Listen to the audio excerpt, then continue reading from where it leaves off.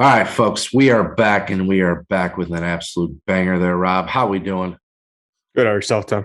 I'm good, buddy. How about that weekend? Well, I got to start off. We were both, well, mostly me. I read it wrong. Ricky won in 2019. Just a heads up. Why? What did we say originally? Well, I read it as 2016 because he went to playoff. That's what Uh, the old Google machine said. So I apologize. There's a little error on my side, but it was 2019 that Ricky won. hey, we appreciate the honesty here. Yeah, Oh, that's what figure we're we're all, in the trust tree. that's it. That's all we're all about pushing, the correct info. Mm-hmm. Speaking of that, you mentioned that they mentioned on the telecast. I didn't know Brooks won the waste management twice already. That kind of threw me for a loop. So I had to research that. I already forgot the dates, but anyhow, um, yeah. Yeah, it was. Yeah, no, he won it twice. I don't want to say in the wrong year, so I'm just not going to say anything. Well, I But was trying to think about it. And I'm like, okay, I could see one being like recent within the last like 4 years, maybe. But I'm well, like, he won last year true. because he Well, had that sick he had that shot in chip the in. seventh. Yeah, at Yeah, 17. Yeah, right. So maybe I can't think of his original one. I want to say it's 2015, but I'm gonna don't quote me on that. Okay, yeah. So that's yeah, anything like outside of 3 years, it might as well be 20 years ago to me. That's just my brain Right. is, you know, Well, I mean, the last 2 years feel like 1 year, so I hear you. true. Yeah, I definitely so it took me a minute. Yeah, he definitely won last year. That chip in was insane, considering that green too. Well, he Uh, had to sit around and wait too last year. right. And then yeah, I don't even remember. Honestly, I feel like Brooks has only been around for like 6 years, which Yeah, I scares mean, he was yeah because he spent most of his time in the European tour. me. So But anyways, we digress. Let's jump into the waste management open. Unreal. I mean, we just keep it, getting ridiculous tournament after tournament. yeah, it was definitely a fun watch. I did enjoy it. Saturday was fun. I mean, like I always say, like Arizona golf, but I thought it was awesome. The contrast of the dormant grass versus the overseed. I always like the flyovers. That looks great. Right. You can't beat 16. You can't really beat 17. I think 17's an awesome, follow up hole. But yeah, it was very entertaining. It was unbelievable. I watched a lot Thursday, only a little bit Friday, only a little bit Saturday, and then pretty much all of Sunday. So got a little bit of each day, but I mean, I just couldn't believe again, like what was there, 8 guys, 7 guys at one point tied at like 14 or 15, and then obviously, we had the playoff there between Scotty and Cantlay, but prior to that, we had a lot of action. Yeah, I was hoping So, Scotty hit that putt on 18 though, because with the Super Bowl, I'm like, I can't trying to watch both to balance both, especially with well, how slow Cantley is, man, on the greens. dude, Oh, terrible. that's in my notes. So we'll get to that. That Okay. guy has been dry. He's literally moved into my first in the first slot of least favorite players on tour. They were put on the clock too, I think, weren't they? That I Thursday don't or Friday. Friday, maybe they were put on the clock. that It's I don't know. terrible. But his outfit stinks. He's slow. He's boring. I don't know. For some reason, I can't get with that guy. Um, for whatever reason. But even on the first playoff hole, like he literally took. I think somebody filmed it. It was like 21 seconds to hit a putt Hmm. when he Yep. addressed it. The guy just is magic feet shifting around. Yeah, I don't understand that with the feet. Yeah, I don't know, Just whatever. And the thing is, though, it's like hard to criticize because he's a really good putter. So he just is super boring and takes forever. So, but let's circle back here. So we had a Sam Ryder ace. which set that place on fire. Yeah, that was I got done talking to you and I went upstairs and put it on the TV, and Katie was watching it with me, and we caught it and she went nuts for it too. It was pretty funny. That whole scene was wild. It was very entertaining. The only thing I didn't like, and I'll probably get made fun of for it, but you know, it was funny when they were throwing the bottles, but I couldn't stand when they kept throwing them when they're trying to clean it up. That kind of got under my skin a little bit. Yeah, Those last minute. that's understandable. Even so, to your point, even JT's chipping, like, Oh, they didn't need to do that either. That was yeah, stupid. yeah, and also to your point, like, well, I'm not trying to be, negative Nancy here, but I think there's definitely a time and place for it. Sure, Sam Ryder's hole in one, go bananas, like they Yes. did. Like that atmosphere was insane. It was wild. It was like a college football game, insane. Carlos Ortiz, same thing, going nuts. Yep. But like, for a chip in at that Or point, with Harry Higgs. yeah, or when Harry Higgs and Joel Damon, you know, um, The Chippendales. yeah, reenacted Happy Gilmore and did the Chippendales, and that I think kind of took it over over to the top. But the whole one's insanity. I mean, I couldn't even imagine being in that type of stadium like atmosphere and hitting an ace. Well, did you see the video of Matt Wallace on the driving range? No. Oh, so Matt Wallace was done with his round and he was on the driving range, just hitting driver. Yeah. When it happened with Sam Ryder, and they were filming him, his swing. It must have been a scatty, obviously. And he just stopped and he turned around and he said, "Oh, someone got a hole in one," because you could see, the 16 stands, everybody just throwing stuff. Right. It's pretty funny. That is pretty cool. No, I mean, that place is electric, man. I couldn't even imagine hitting a tee shot in there, let alone an ace. But I was really hoping Thigala, I'm probably saying his last name wrong, but I was hoping he pulled it through, man. so that was next on the notes there. I mean, I was kind of taken back by that guy's story. I was rooting for him hard on Sunday, and I just thought it was super impressive. What was he? Was he the 54 hole leader going into Sunday? Yeah. So, I mean, that in its own right is pretty impressive. But the guy is playing on exemption. He's he didn't. Yeah, he didn't finish his round Thursday, so he had 2 holes left to finish Friday, and he went bogey, and then bounced right back from it when he went back out for his second round. Right. And didn't he start Sunday's round bogey too, or double? He went par double bogey. But yeah, okay. So playing on exemption, holds the 54 hole lead. Then on Sundays, paired obviously in the final group with, 3 of the, let's see, top.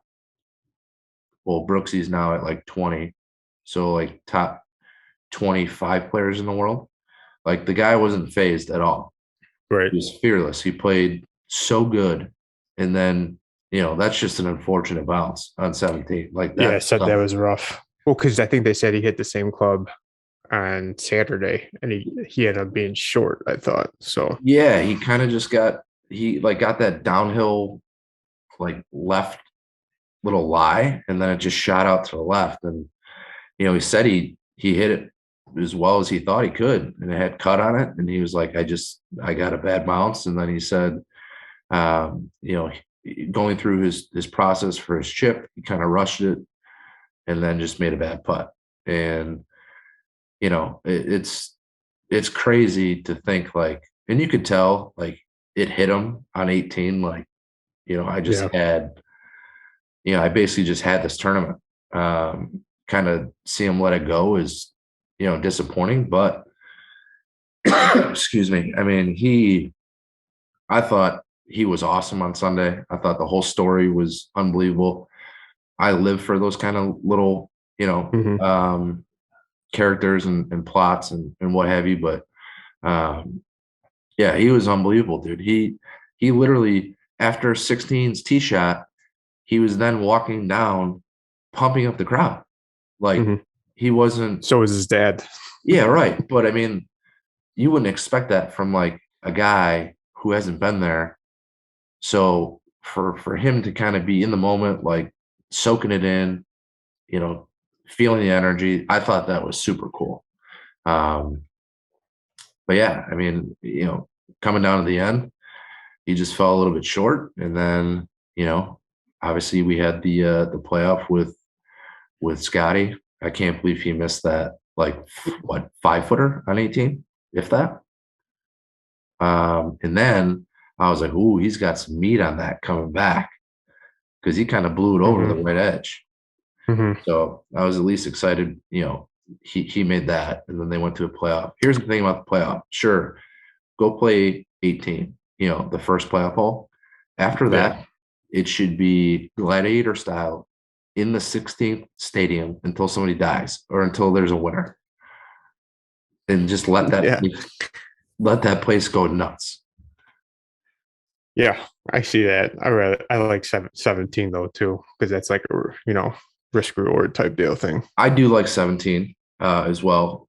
Dude, 17 on, what was that? Saturday with the back pin. That thing was playing insane.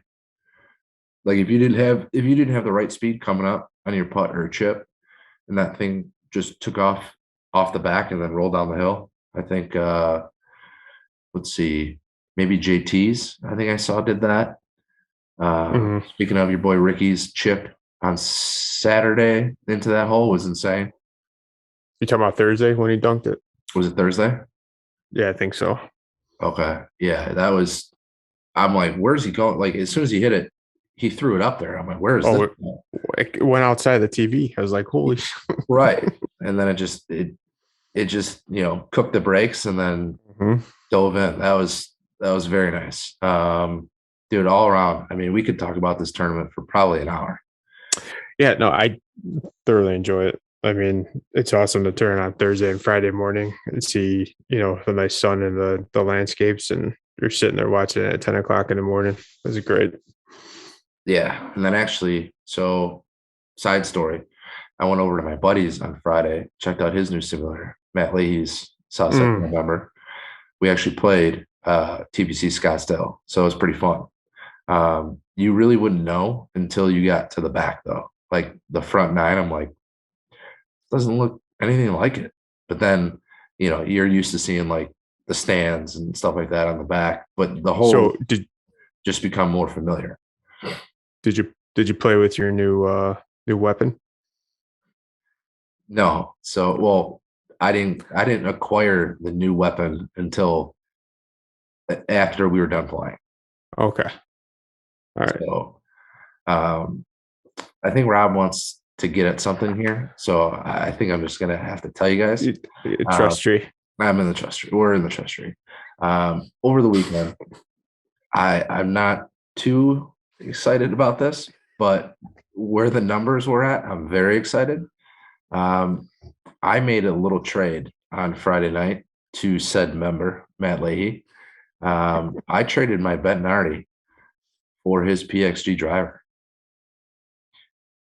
Go ahead, get the laughs up now. I was the same way. I'm like, you got to be kidding me.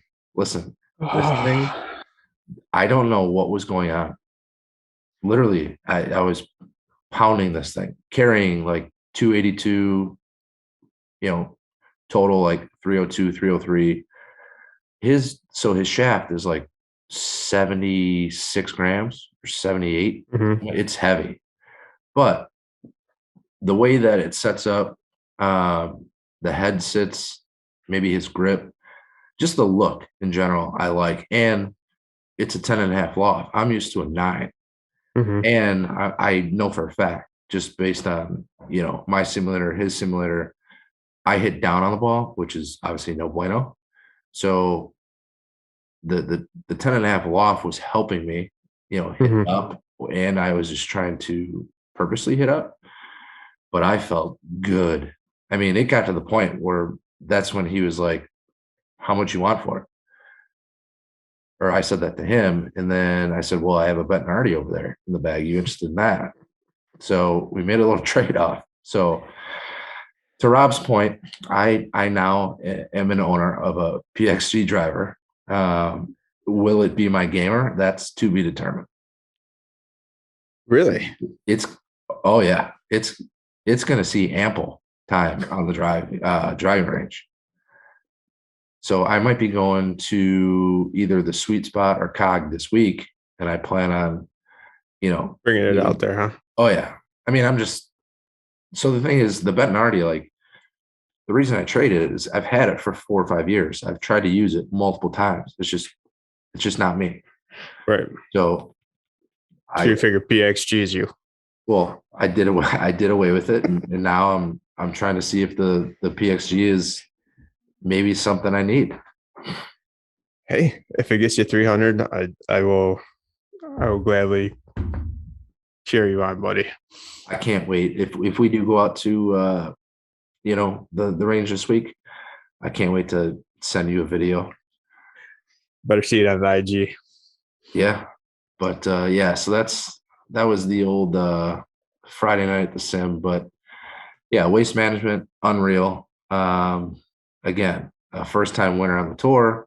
Like, I don't think the season could really have started any better. Obviously, Scotty too. Super likable guy. Swing is bananas, but the guy gets it done. Yep. I felt like him and Cantlay, especially in the playoff, like both their drives, like where they were hitting the ball, we're like, what's going on here? Right. Yeah. But that putt, to seal the deal was pretty nice. I think that thing only had another quarter roll in it. So, and then we get a hell of a tournament next week with easily, a top 2 tournament for me, and that's the Genesis Invitational at Riviera. Yeah, that's gonna be awesome. Yep. Did you see?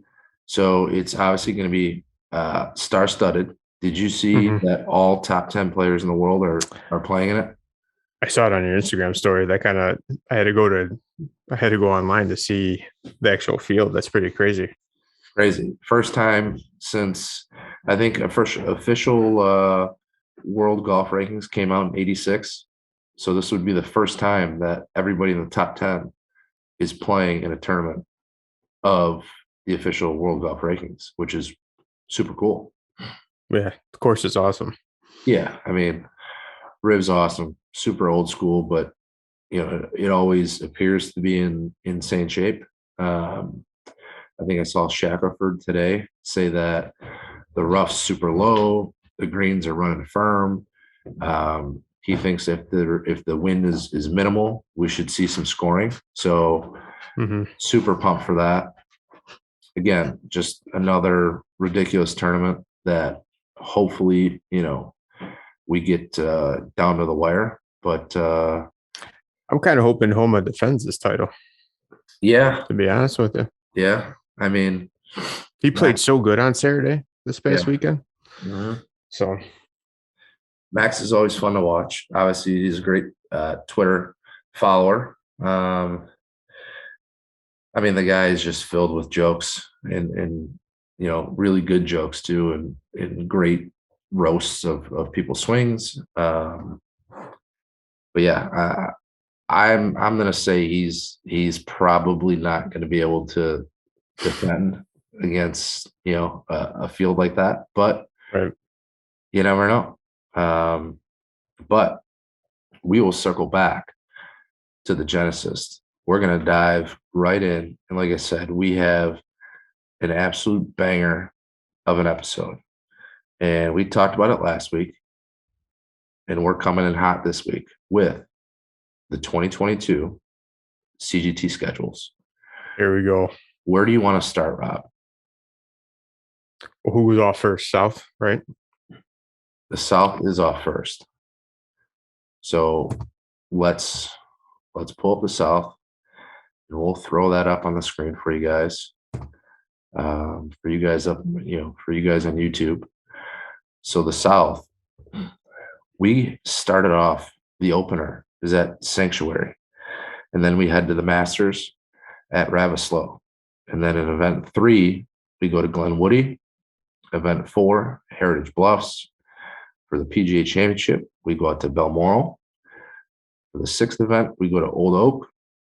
Then for the second major of the year, the U.S. Open, we're going down to the Kankakee Elks. And That's just the a third little, major.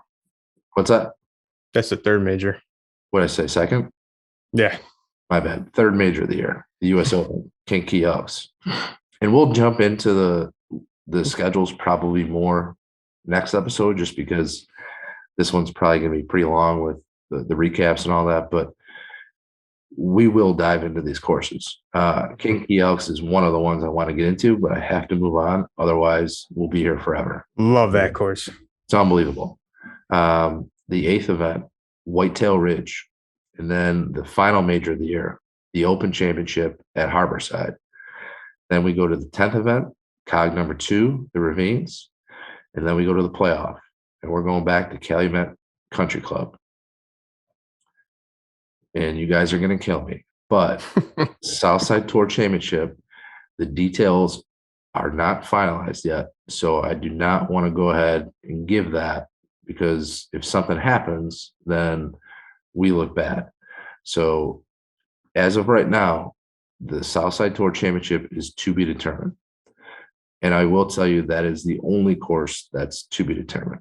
So moving on, Rob, we'll jump to the Northside Tour. There we go. The Northside Tour opens up at Pine Meadow. Then they go to the first major of the year, the Masters, and that's at Wilmette. Event 3, Countryside. Event 4, the Preserve at Oak Meadows. And then event 5, the second major of the year, the PGA Championship at Stonewall Orchard. Event 6, Buffalo Grove. The third major of the year, the U.S. Open, is at Thunderhawk. The 8th event is at Chevy Chase. And number 9, the fourth major of the year, the Open Championship, is at Shepherd's Crook. Event 10, Sunset Valley. Event 11, the playoff, is at Palatine Hills. And the Northside Tour Championship is at Glencoe. Absolutely stacked. Unbelievable. So going back real quick, we'll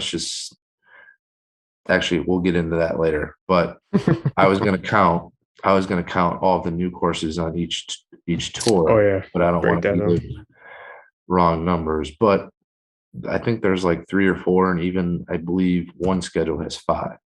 All right. West Side Tour. West Side Tour opens up at Randall Oaks. Then you guys go to second event, the Masters at Bolingbrook. Event 3, Orchard Valley.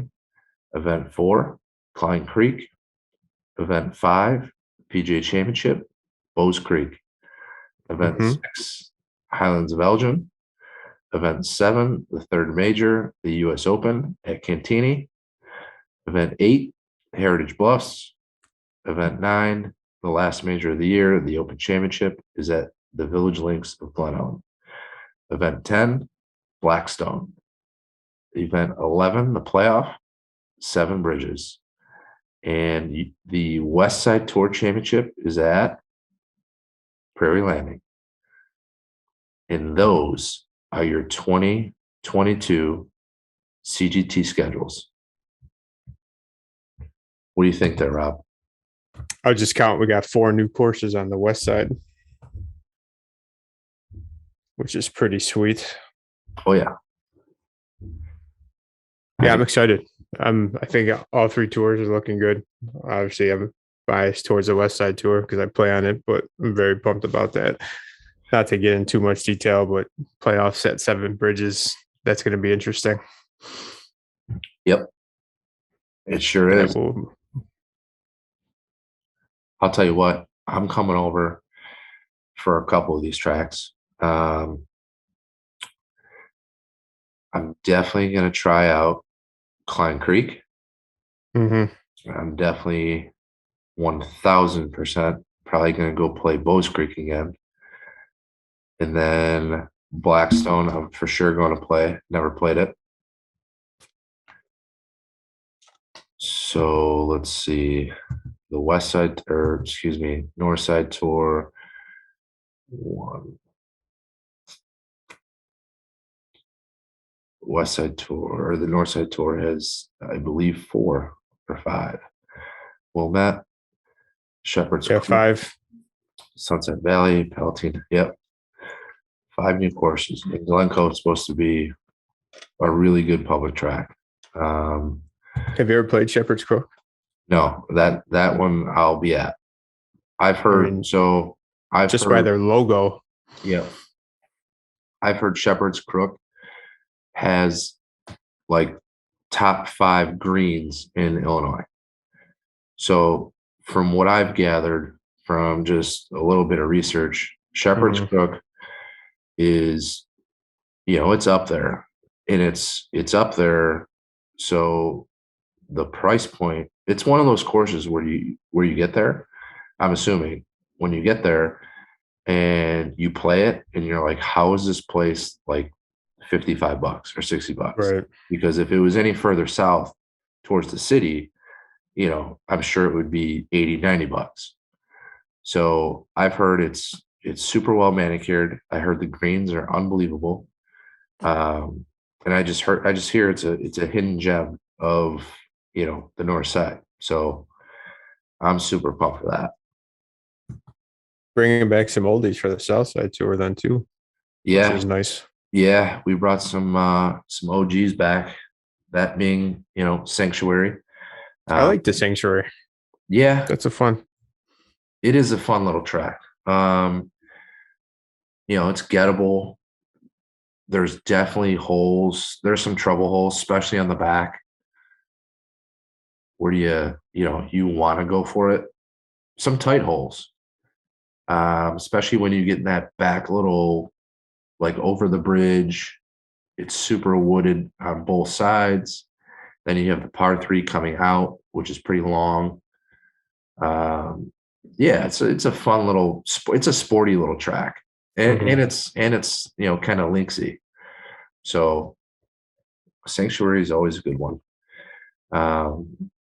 We did bring back, obviously, Heritage Bluffs, and then Kankakee Elks. So Kankakee Elks, if you guys have never been down there, I'm telling you what, Kankakee Elks, the green complexes there are pretty much like, you're going to think like you're not at the right course. So they're so well done. It reminds me of Beverly, to be honest, with you. There's a lot of plateaus, there's runoffs. It's just a great course. And that's another one. It's probably going to be like $50, if that. So, and then you go to Whitetail Ridge, and Rob, I was out there in September or October. Phenomenal track. So, and then, we brought back Calumet for the playoff, and then, we'll finish out the Southside Tour with the championship. So that rounds it out. We'll get this up on social the next day or two. We'll send it out to the boys. It will be up on the website. They'll be ready to go for March 1, which is open registration. Yes. So we're almost there. We're 2 weeks out from. Yeah, we're getting close, man. Super close. I mean, before you know it, Masters is less than 50 days away. I know. That means our Masters party is like 51 days away, 52 days away. So something like that. Anyways, and you guys will see that as well when you register. So you'll get a reminder for our Masters party, which again is Masters Saturday, April 9th. We're doing a par 3 shootout. You could also play in the scramble. It's either one or the other. You either play in the par 3 shootout or the 18-hole scramble. Plan is to get both of those done by 2:30. Meet in the clubhouse, watch the last couple hours of the Masters with a 2-hour eat and drink deal. We'll have a bunch of CGT merch there for you guys to buy for the entire year. We hope to have a couple sponsors there. It's going to be awesome. Mm-hmm. We're hoping to have a bunch of guys out there to, hang out, network, meet other guys that they could potentially play with all year. So, we're looking to have, I would be happy with, 150 guys. I think it's very doable. I think people are going to be itching to get out at that point, especially with all this, COVID still going on and what have you. But yeah, I mean, when the schedules are done, Rob, there's a lot of weight that comes off these Yeah. shoulders. Yeah. It's a great thing though. It essentially sets the tone for the season.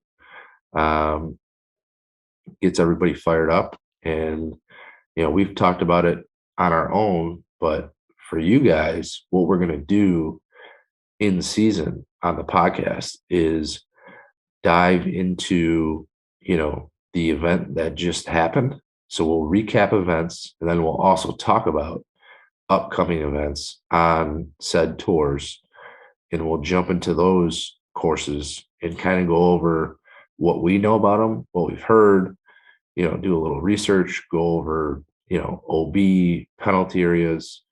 We're going to have major championship winners on. It's going to be awesome. It's gonna be a good season. That's for sure. It's going to be a ton of fun. I can't wait till we have our first, Sam Ryder on. When that email or when that video comes through, hopefully a hole in one. We'll get whoever that is. That would be super cool. But yeah, we're looking to just do whatever we can to make the in-season podcast as enjoyable as possible. One way we've done that so far, Rob, is the Book It with T picks. He had a good week last weekend. I was just gonna say, Rob, T came through with a big one in Scotty Scheffler, 25-1. I was going nuts. I texted T right away. Did you take his advice? Oh yeah, just big BOOOOM as in boom, and he just started dying laughing. But that gets us right to the Genesis Invitational Book It with T picks. Who do you like here, Rob, with a star-studded field? I mean, I didn't know it was a top 10. I'm going to still stick. I really wanted to see Homa, but I don't know, man. Spieth didn't do good at all last weekend, so I can't go with him. I don't know, man.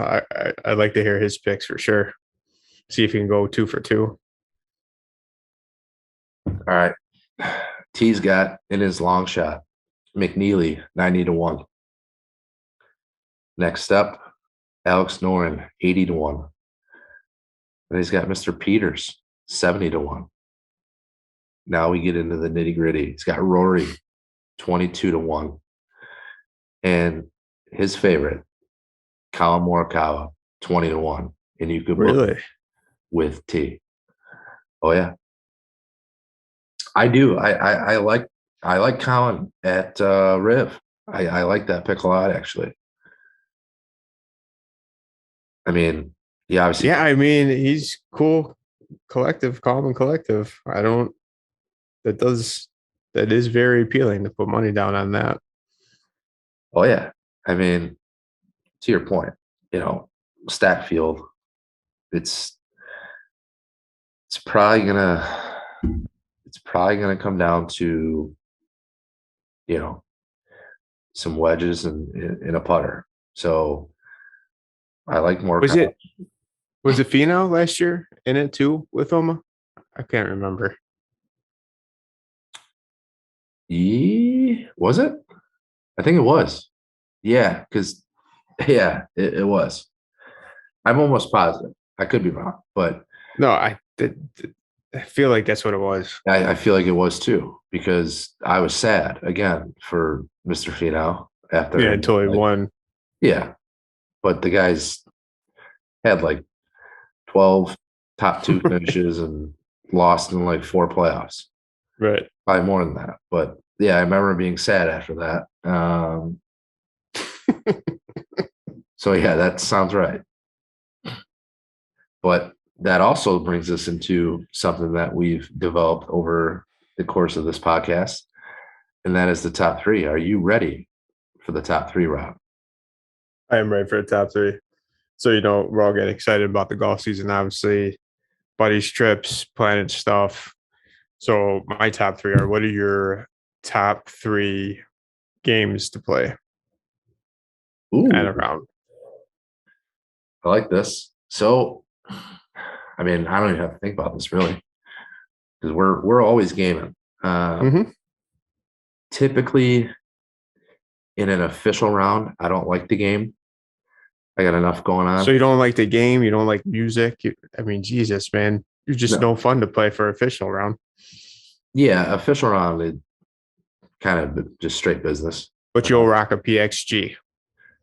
That's, I mean, if it gets me a major victory, or catapults me into the playoffs, sure, I'll do whatever Sure. it takes. Okay. All right. Hey, listen, So, this is coming from the guy who literally just got new irons. He just got new irons last year. I I I deserve stick that. I stick with equipment, and I learn it, and I figure out the strengths, the weaknesses. If you can't use it, you just trade it away. Well, yeah, it just wasn't working out.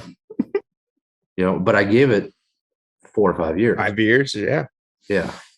You, on the other hand, like to just I take it. told you it's my problem, man. All right. All right. So, but no, we're anything besides a official round, we're always gaming. Mm-hmm. So whether that's in the Sunday League, or a Twilight round, whatever. So I would say probably in the 3 hole would be either Wolf, which I don't like. I think it stinks. I'd rather play. I'd rather play 5-3-1. So that's 100. Never heard of it. No, it's 5-3-1. So it's just a much easier way to play a game with 3 people. So no matter what, there's 9 points total on a hole, right? Okay. So if I birdie, you par, and Joe Bob double bogeys, right? I get 5 points, you get 3, he gets 1. Mm, Okay. So it's just total points. And then sure. however, whatever, 50 cents, Right. dollar Right. point, whatever. So now say me and you tie.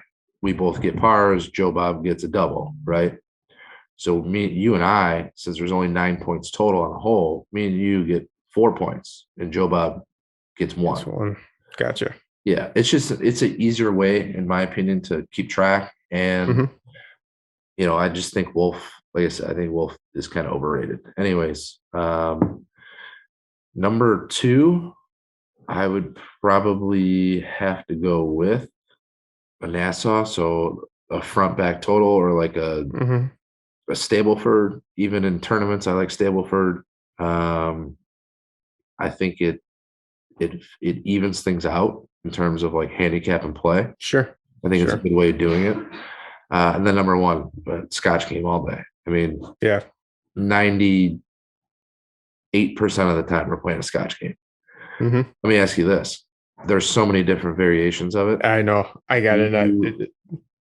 So do you play So normally a 5 or a 6 point game? it's kind of funny because when we play the club at Lock Park Bell, we got in a big argument about it. Everybody has their different presses and all that type of stuff. Yeah. So I usually do a 6 point, but they want to do a 5 point. Okay. So here's another one. The guys at Glen Woody, they call a roll a gamer. Have you ever heard that? Mm-mm. It's either one of the two. They either call a roll or press a gamer, and it always throws Mm. me for a loop. It's like the opposite of what we call it. So whenever we're playing in a money game with them, and they're like, "All right, gamers," I think it's their press, their version of the Sure. press. So, Sure. but yeah, just a bunch of people have a different variation of it. Hmm. From what I've researched, it was originated here in Chicago. Oh, really? Yeah. Um, there's so many different variations. I'll tell you one thing. If you get a Scotch game with my Uncle Joe, max is 10 cents. We always bust his chops about it. Like, hey, you bring your roll of dimes today? He just likes to go out and have fun and Sure. as long as something's on the line. But Sure. the cousins and I always bust his chops about it. But and then again, we have some buddies that literally can't wait until they're down to throw a press on Oh, and then press on. roll. Yeah. Yeah, and next thing it's press roll reroll, and Hmm. the hole's worth 96. So Hmm. yeah, I think Scotch is the Could be dangerous. yeah, it could be dangerous, but I think it's by far the most fun. Um, you also see how guys play under pressure, which Sure.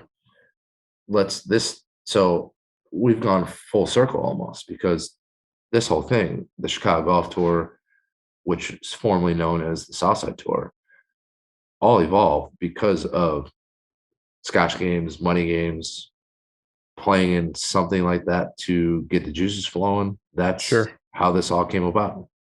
Yeah. But Makes sense. what's your top three? We're kind of similar.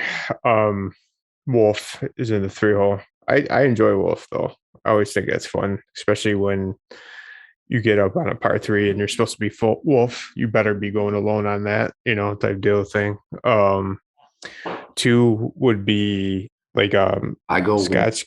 I go lone wolf pretty much every time I Do have the you? opportunity. Yeah. Yeah. Yeah.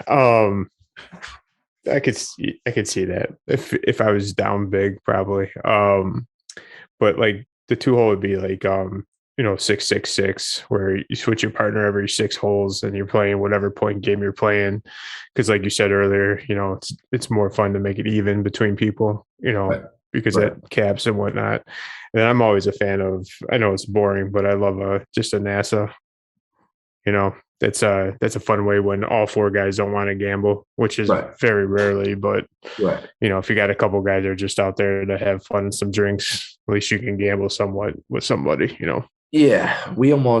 So to your point, we almost use that, and it's pathetic because we almost use Nassau as like